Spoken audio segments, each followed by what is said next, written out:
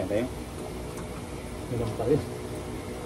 Kaya po tayo ng pancit na galing sa Isabela. Bigay ng isang homeowner namin dito.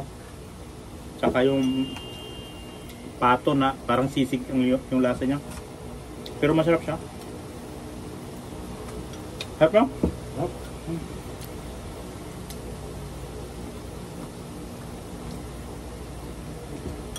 Yan siguro sibuyas. Puro po siguro yung para. Subukan nga natin ito ba? Baka Mas quality yan. baka makakadagdag to ng panlasa natin eh.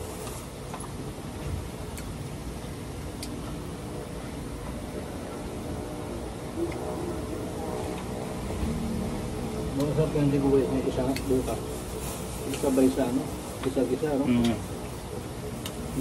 Mahal ko. Luwa mo ba? Ayaw mo subukan ba? Buka lang namin ba? Baka may tumugma at yung sibuyas na.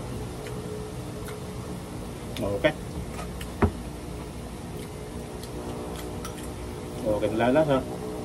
Ano pa rin? Sibuyas pa rin. Sibuyas pa rin lang. Okay.